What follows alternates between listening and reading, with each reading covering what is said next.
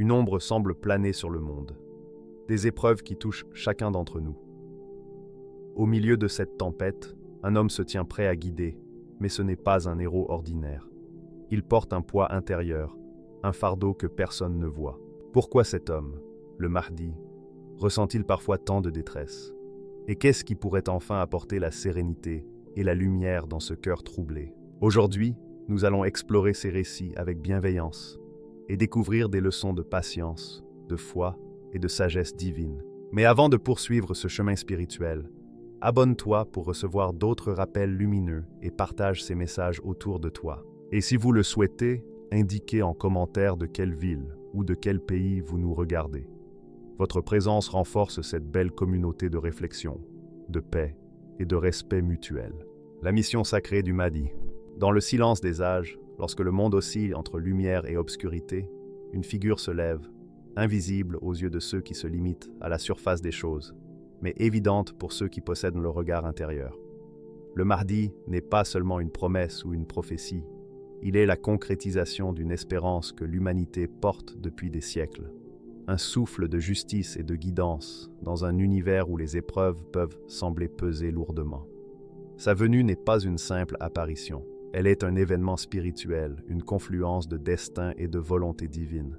Un rappel que l'équilibre du monde dépend aussi de forces bien plus vastes que celles que nous pouvons comprendre. Sa mission se révèle dans sa simplicité.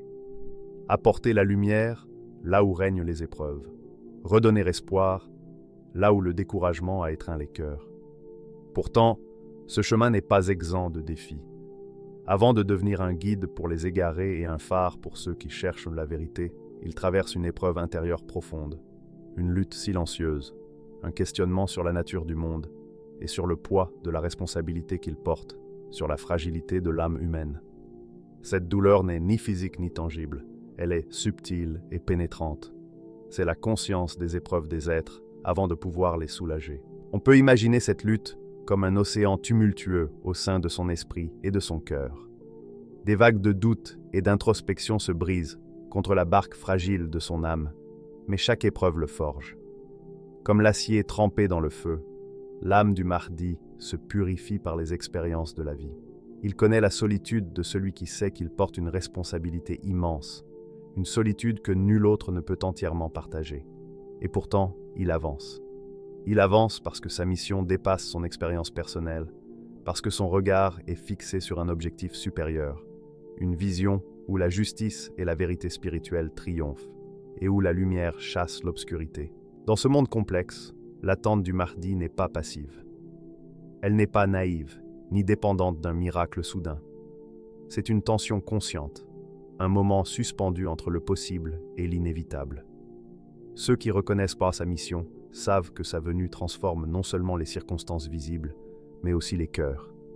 Car la justice qu'il apporte n'est pas uniquement sociale, elle est spirituelle, elle réveille les consciences, elle révèle la vérité là où le mensonge pourrait s'installer. Sa mission se comprend également à travers les textes et récits anciens.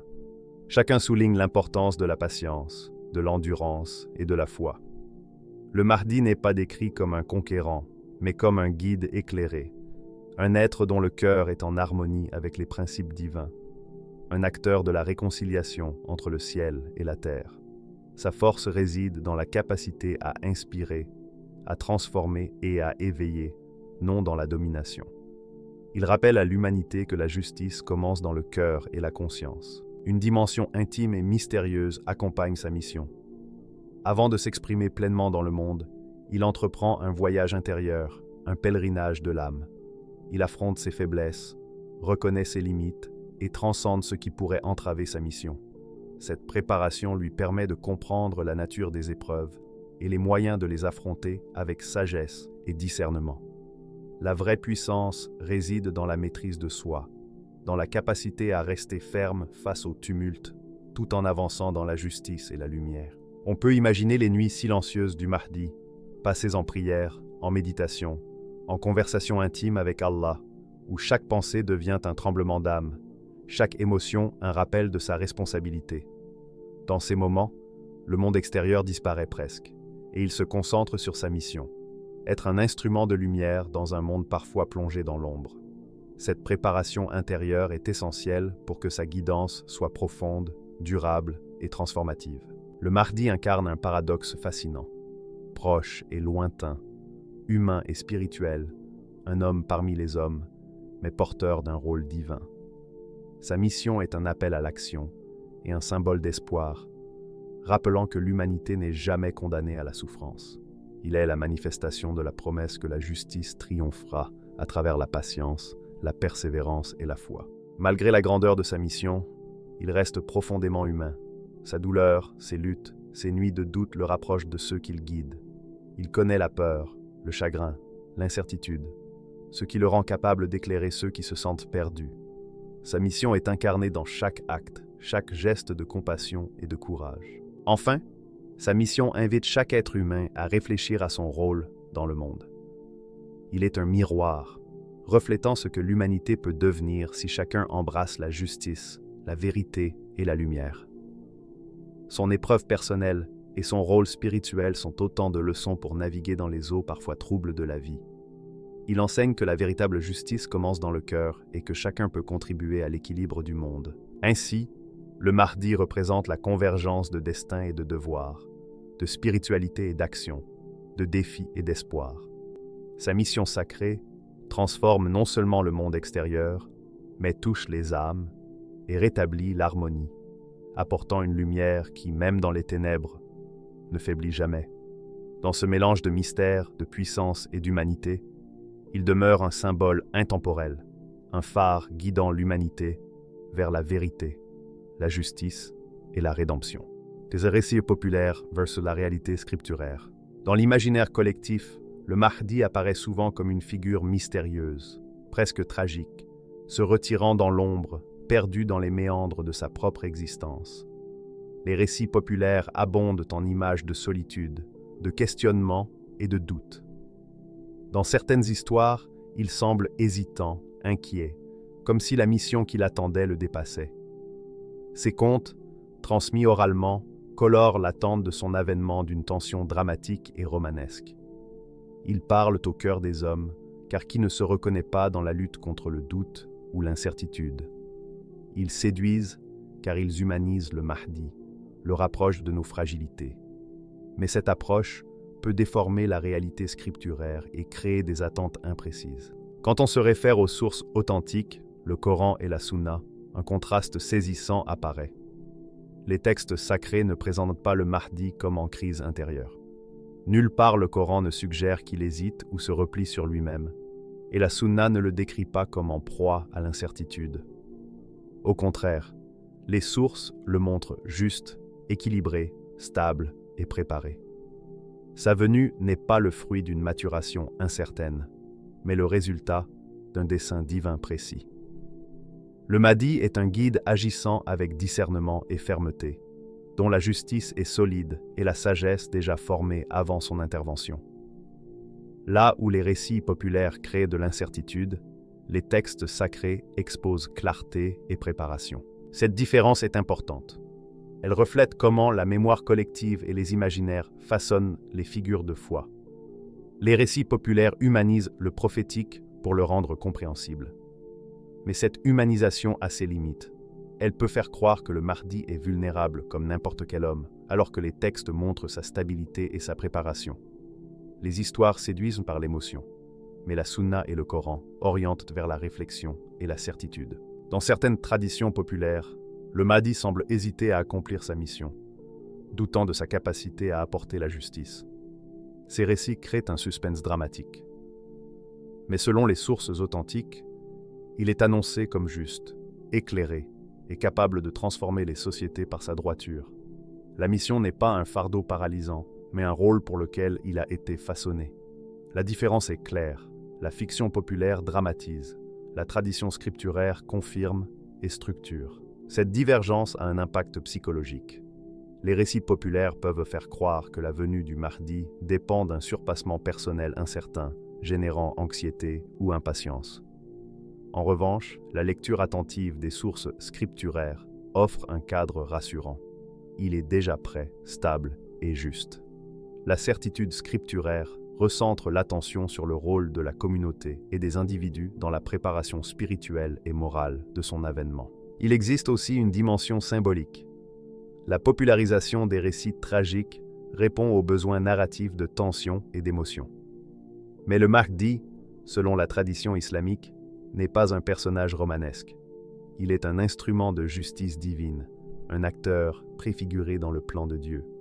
Sa stabilité et sa préparation ne sont pas accessoires, elles constituent le fondement de sa légitimité et de son efficacité. Enfin, la confrontation entre légende et sources scripturaires illustre un point plus large. L'écart entre perception populaire et textes religieux est fréquent. Les récits oraux et adaptations culturelles séduisent, mais peuvent créer des attentes erronées.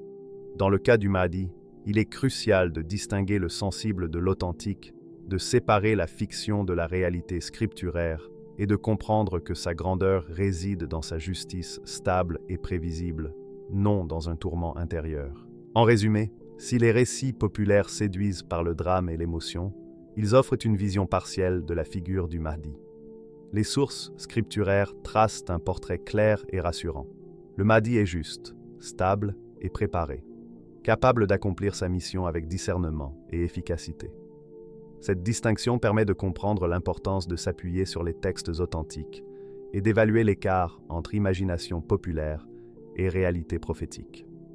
Pour le croyant, cet espace entre mythe et réalité devient un lieu de réflexion, de découverte et d'engagement véritable. Chercher la profondeur et la rigueur de la tradition plutôt que de se contenter des histoires. La fameuse nuit de réforme. Imaginez une nuit où le monde semble suspendu, comme si le temps lui-même retenait son souffle. Le ciel est sombre, silencieux, mais chargé d'une énergie mystérieuse. C'est dans cette obscurité que se produit ce que les textes religieux appellent la nuit de réforme. Pour certains, ce concept paraît énigmatique, presque poétique. Pour d'autres, il inspire spéculation. Certains ont cru qu'il s'agissait d'un moment où le Mahdi se préparait à sa mission. Les récits populaires l'ont parfois décrit comme une période d'introspection humaine intense. Mais cette lecture dramatique ne reflète pas la réalité scripturaire. En réalité, le hadith ne parle pas d'une épreuve psychologique ou d'un combat intérieur du Mahdi. Il décrit une intervention divine directe. Cette nuit n'est pas un moment de doute ou d'incertitude pour lui. C'est un moment où Allah agit avec puissance et précision pour le fortifier, le purifier et le préparer à sa mission. Toute idée populaire suggérant qu'il doit surmonter seul ses hésitations est ainsi corrigée. La force, la clarté morale et la sagesse du Mahdi viennent de Dieu, non de son effort humain isolé. On peut imaginer cette nuit comme un instant où la lumière divine traverse son âme, illuminant chaque recoin de son être. Chaque qualité nécessaire à sa guidance, chaque discernement entre le vrai et le juste est instillé par la volonté divine. Le Mahdi n'a pas besoin de se chercher ou de se rassurer. Allah le guide et le prépare. Le sommeil, les rêves et les visions deviennent des moyens de transformation, des instruments divins pour le rendre pleinement apte à accomplir sa mission. Cette distinction est essentielle. Le Mahdi n'est pas un homme fragile face à son destin, mais un instrument de justice façonné avec soin par le Créateur. Là où les récits populaires le montrent incertain, les textes authentiques le décrivent stable, éclairé et prêt avant même son intervention publique. Sa puissance ne naît pas d'un effort humain isolé, mais d'une préparation divine totale, alignée avec le plan d'Allah. Imaginez la tension silencieuse de cette nuit. Le monde continue de tourner, inconscient de la transformation en cours. Les qualités qui lui permettront de discerner la justice, de guider avec droiture et d'illuminer les consciences sont méticuleusement renforcées.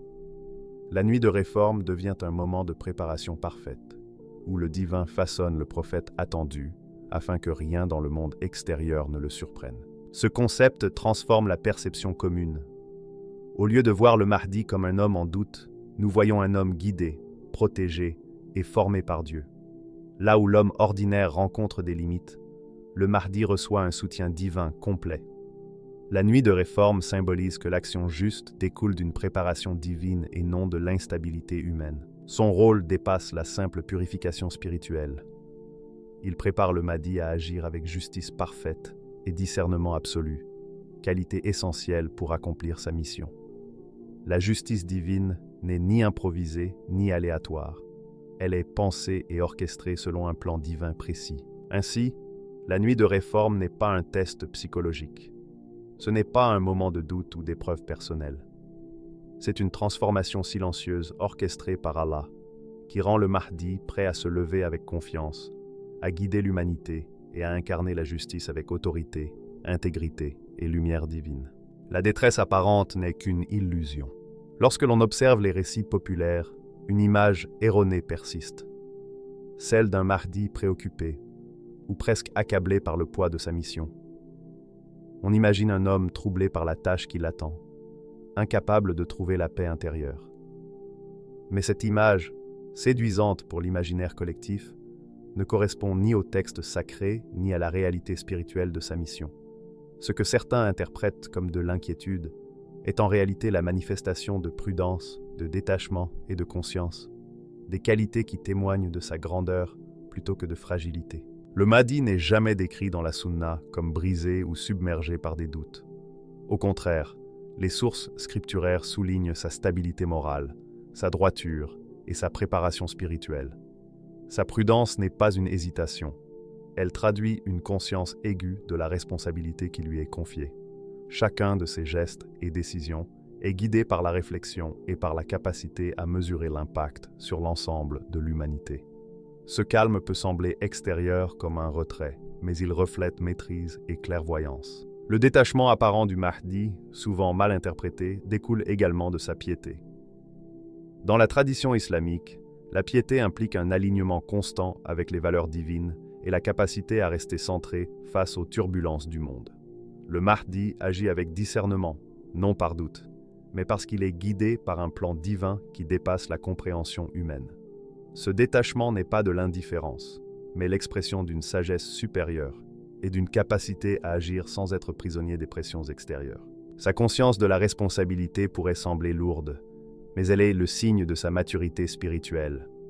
Le Mahdi sait que la justice ne se limite pas à des actes visibles. Elle transforme profondément les sociétés, les lois et les consciences. Chaque intervention est mesurée et juste. Ce sens aigu du devoir n'est pas une faiblesse, mais une force intérieure. Là où l'homme ordinaire pourrait se précipiter, le Mahdi agit avec calme et détermination. Cette perception erronée de détresse provient souvent de l'observation extérieure. Quand un individu est silencieux ou réfléchi, il est facile de projeter sur lui des doutes. Mais le Mahdi ne se conforme pas aux attentes psychologiques humaines. Sa grandeur réside dans sa piété, sa stabilité et la guidance divine qui le soutient. Sa force ne provient pas de surmonter des crises personnelles, mais de son alignement profond avec la volonté de Dieu et sa préparation méticuleuse. La guidance divine est centrale. Le Mahdi n'avance jamais seul. Chaque étape de sa vie, chaque décision et action est éclairée par Allah. Ce qui pourrait sembler prudence ou retrait est en réalité une force stratégique et morale. L'apparence de détresse est une illusion créée par le regard humain limité. La réalité est que le Mahdi est stable, sûr et parfaitement capable d'accomplir sa mission. Cette clarification a un objectif pratique pour ceux qui suivent ces récits. Comprendre que la détresse apparente n'est qu'une illusion permet de replacer le Mahdi dans le cadre approprié, celui d'un guide divinement préparé, capable de transformer la société et de restaurer la justice avec sagesse et autorité. Il n'est pas un héros fragile, il est stable, juste et guidé par Dieu. Sa stabilité rend sa mission crédible, puissante et inspirante. Ainsi, là où les légendes humaines voient peur ou doute, la tradition authentique voit prudence, détachement et force spirituelle. La détresse apparente n'est pas une caractéristique du Mahdi, c'est une projection des limites de la perception humaine. Sa grandeur réside dans sa piété, sa stabilité et la guidance divine, et non dans des crises personnelles dramatiques. Le vrai trouble, c'est le monde. Imaginez un monde en désordre, où les repères s'effacent et où les défis semblent sans fin. Les sociétés connaissent des tensions, les injustices pèsent sur les communautés, et chaque voix cherche un écho d'équilibre. Le tumulte est présent. L'égoïsme, la corruption ou le désordre moral peuvent ébranler les individus. Dans ce contexte, on pourrait penser qu'une figure puissante serait affectée par l'instabilité. Mais ce n'est pas le cas. Si le Mahdi semble calme, ferme et détaché, ce n'est pas un signe de fragilité. C'est justement ce contraste qui révèle sa grandeur. Le vrai trouble n'est pas en lui. Le Mahdi ne chancelle pas sous les difficultés du monde. Le désordre véritable est celui de l'humanité qui s'est éloignée du chemin de la justice, de la vérité et de l'équilibre moral. Là où les sociétés s'égarent, le Mahdi apparaît comme un phare inébranlable. Sa présence seule est une ligne de lumière dans un ciel obscurci par le désordre. Il n'est pas simple spectateur, il est catalyseur. Là où l'ordre faiblit, il stabilise. Là où l'injustice prédomine, il restaure. Là où la confusion règne, il éclaire le chemin. Imaginez un plan cinématographique. Des rues animées, des voies en quête de repères, et au loin, une silhouette droite, ferme et immuable. Le vent de l'agitation souffle, mais il ne vacille pas. Sa force ne dépend pas de l'environnement ni des circonstances. Elle vient de sa piété, de sa justice et de sa guidance divine. Chaque geste, chaque décision résonne avec équilibre et fermeté. Il n'est pas affecté par le tumulte. Il incarne la réponse. Cette image illustre la profondeur de sa mission. La détresse humaine, réelle et palpable, est celle de ceux qui ont perdu leur boussole morale. Le Mahdi, lui, incarne la guidance divine. Il restaure l'ordre non par force aveugle, mais par justice éclairée, sagesse et discernement. Chaque action qu'il entreprend vise le rétablissement de l'équilibre et la protection des innocents. Dans le tumulte, il devient un centre moral autour duquel tout peut se réorganiser. Le contraste entre le Mahdi et le monde est frappant. Là où l'humanité vacille, il reste droit. Là où l'incertitude domine, il inspire. Là où le désordre existe, il instaure la justice. Cette opposition est symbolique. Elle montre que la véritable stabilité et le véritable ordre dépendent de l'action guidée par Dieu. La détresse apparente du monde met en lumière la clarté, la fermeté et l'autorité morale du Mahdi. Ce contraste transmet aussi un message pour les observateurs. Le désordre n'est pas une fatalité.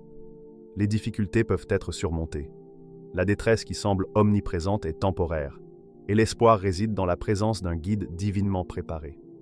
Le Mahdi n'est pas troublé par la confusion et l'injustice.